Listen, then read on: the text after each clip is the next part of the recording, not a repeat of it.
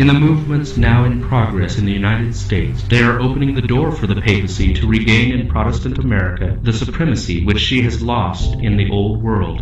And that which gives greater significance to this movement is the fact that the principal object contemplated is the enforcement of Sunday observance, a custom which originated with Rome, and which she claims as the sign of her authority.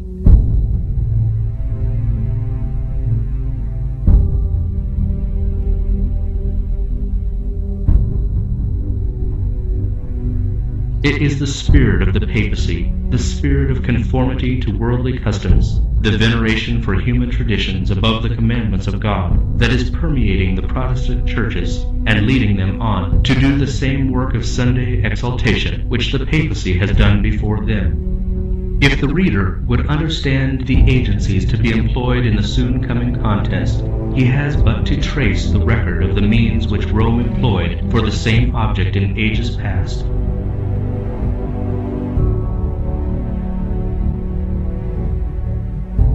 If he would know how Papists and Protestants, united, will deal with those who reject their dogmas, let him see the spirit which Rome manifested toward the Sabbath and its defenders.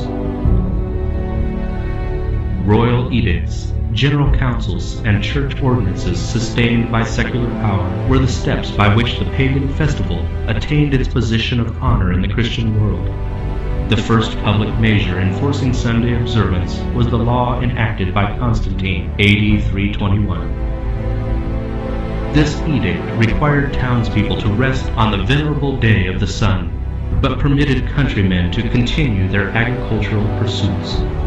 Though virtually a heathen statute, it was enforced by the emperor after his nominal acceptance of Christianity. The royal mandate not proving a sufficient substitute for divine authority, Eusebius, a bishop who sought the favor of princes, and who was the special friend and flatterer of Constantine, advanced the claim that Christ had transferred the Sabbath to Sunday. Not a single testimony of the Scriptures was produced in proof of the new doctrine. Eusebius himself unwittingly acknowledges its falsity and points to the real authors of the change. All things, he says, whatever that it was duty to do on the Sabbath, these we have transferred to the Lord's day. Robert Cox, Sabbath Laws and Sabbath Duties, page 538. But the Sunday argument, groundless as it was, served to embolden men in trampling upon the Sabbath of the Lord.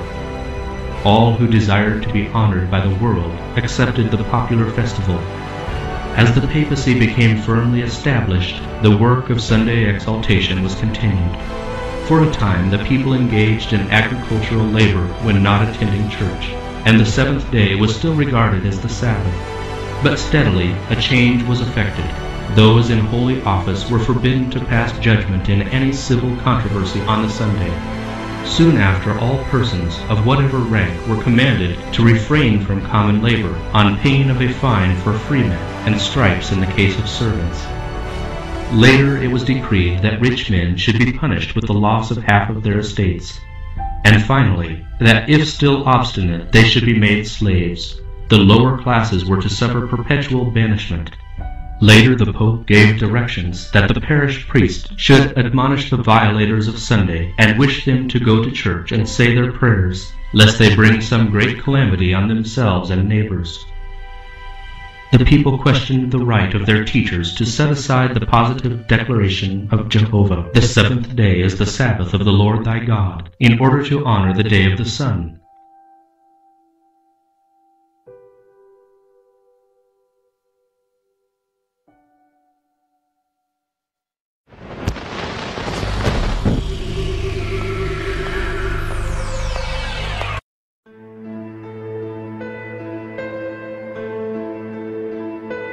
A striking illustration of Rome's policy toward those who disagree with her was given in the long and bloody persecution of the Waldenses, some of whom were observers of the Sabbath. Others suffered in a similar manner for their fidelity to the fourth commandment. The history of the churches of Ethiopia and Abyssinia is especially significant. Amid the gloom of the Dark Ages, the Christians of Central Africa were lost sight of and forgotten by the world, and for many centuries they enjoyed freedom in the exercise of their faith. But at last Rome learned of their existence, and the Emperor of Abyssinia was soon beguiled into an acknowledgment of the Pope as the Vicar of Christ. Other concessions followed. An edict was issued forbidding the observance of the Sabbath under the severest penalties. See Michael Geddes, Church History of Ethiopia, pages 311 and 312. These records of the past clearly reveal the enmity of Rome toward the true Sabbath and its defenders, and the means which she employs to honor the institution of her creating. The Word of God teaches that these scenes are to be repeated as Roman Catholics and Protestants shall unite for the exaltation of the Sunday.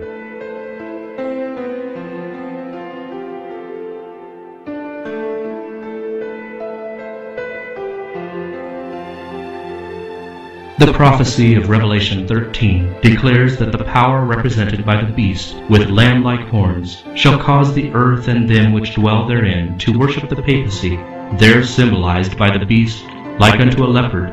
The beast with two horns is also to say to them that dwell on the earth that they should make an image to the beast, and furthermore it is to command all, both small and great, rich and poor, free and bond, to receive the mark of the beast. Revelation 13:11-16. It has been shown that the United States is the power represented by the beast with lamb-like horns, and that this prophecy will be fulfilled when the United States shall enforce Sunday observance, which Rome claims as the special acknowledgement of her supremacy. But in this homage to the papacy, the United States will not be alone. The influence of Rome in the countries that once acknowledged her dominion is still far from being destroyed, and prophecy foretells a restoration of her power. I saw one of his heads as it were wounded to death, and his deadly wound was healed, and all the world wondered after the beast. Verse 3. The infliction of the deadly wound points to the downfall of the papacy in 1798. After this, says the prophet, his deadly wound was healed, and all the world wondered after the beast. Paul states plainly that the man of sin will continue until the second advent, 2 Thessalonians 2:3-8. To the very close of time he will carry forward the work of deception. And the Revelator declares, also referring to the papacy, all that dwell upon the earth shall worship him, whose names are not written in the book of life. Revelation 13:8.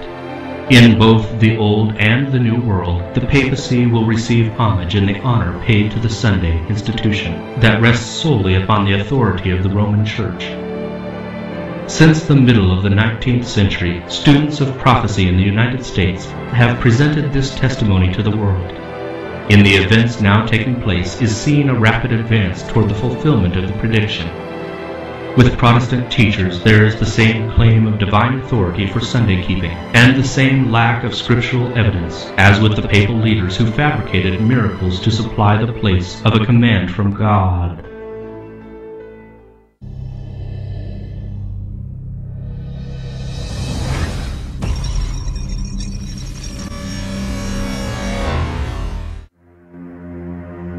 The assertion that God's judgments are visited upon men for their violation of the Sunday Sabbath will be repeated. Already it is beginning to be urged, and a movement to enforce Sunday observance is fast gaining ground. Marvelous in her shrewdness and cunning is the Roman Church.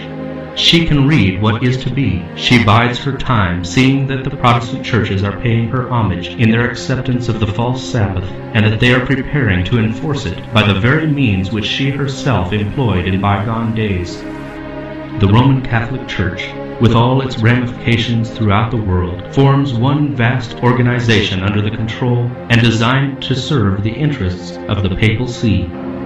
Its millions of communicants in every country on the globe are instructed to hold themselves as bound in allegiance to the Pope. Whatever their nationality or their government, they are to regard the authority of the Church as above all other. Though they make the oath pledging their loyalty to the state, yet back of this lies the vow of obedience to Rome, absolving them from every pledge inimical to her interests. Let this be unheeded, and the Protestant world will learn what the purposes of Rome really are, only when it is too late to escape the snare. She is silently growing into power. Her doctrines are exerting their influence in legislative halls, in the churches, and in the hearts of men. She is piling up her lofty and massive structures in the secret recesses of which her former persecutions will be repeated. Stealthily and unsuspectedly, she is strengthening her forces to further her own ends when the time shall come for her to strike. All that she desires is vantage ground, and this is already being given her. We shall soon see and shall feel what the purpose of the Roman element is. Whoever shall believe and obey the word of God will thereby incur reproach and persecution. And I saw the souls of them that were beheaded for the witness of Jesus, and for the word of God, and which had not worshipped the beast, neither his image, neither had received his mark upon their foreheads or in their hands.